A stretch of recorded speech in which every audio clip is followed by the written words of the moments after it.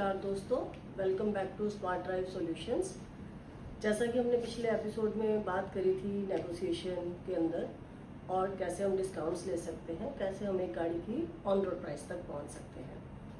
अब हमने ये तो डिसाइड कर लिया गाड़ी कौन सी लेनी है और कितना हमारे को पेमेंट करना है। अब बारी आती है कि अब हम उसमें कुछ हिस्सा फाइनेंस कराना चाहते हैं या हम पूरा आउटराइट यानी कि कैश परचेज करना चाहते हैं। तो इसके लिए अगर आपने डिसाइड कर लिया है और लेट से अगर आप फाइनेंस का ऑप्शन चूज करते हैं तो उसके लिए अभी हमें क्या करना है।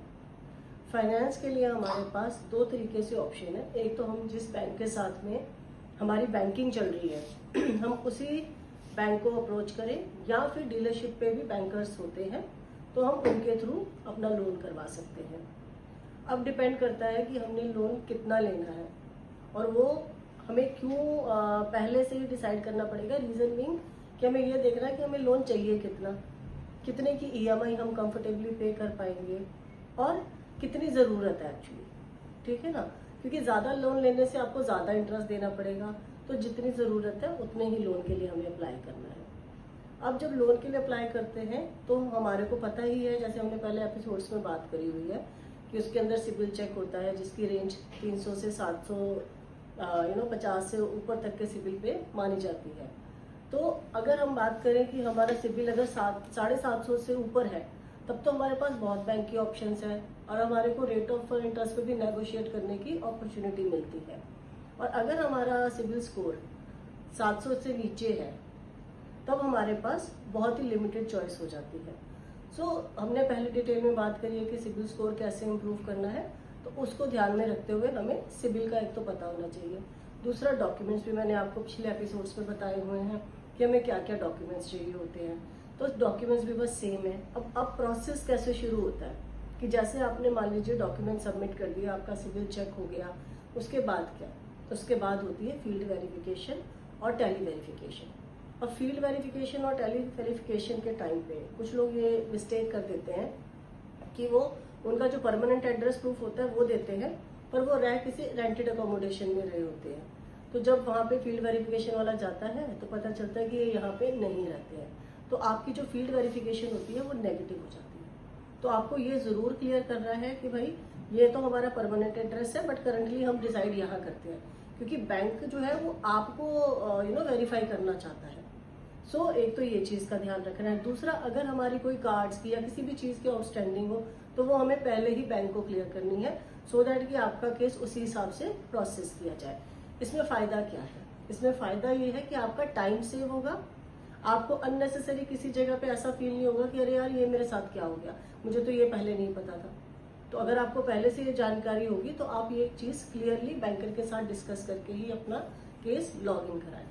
अब लॉग इन कराने के बाद में आपको पता है आपका सिबिल स्कोर अच्छा है या आपका मीडियम रेंज में है या आपका लेस है, तो उसके अकॉर्डिंगली आपको रेट ऑफ इंटरेस्ट ऑफर किए जाएंगे।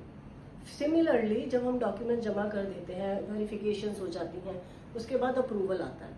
अप्रूवल के बाद में बैंक आपको एक सैंक्शन लेटर इशू कर देता है या डीओ इशू कर देता है कि जी आपका इतना अमाउंट हमने अप्रूव कर दिया है, इतने की आपकी ईएमआई है और इतने टेन्योर के लिए है कि वो 3 साल है, 5 साल है या 7 साल भी कुछ बैंक्स देते हैं। तो ये आपको क्लियर होना चाहिए। जब आप इन सब चीजों से संतुष्ट है, कोई भी चीज अगर आपको लगता है कहीं पे आपको कोई क्वेश्चन है तो आपको उस लेवल के ऊपर पूछना है।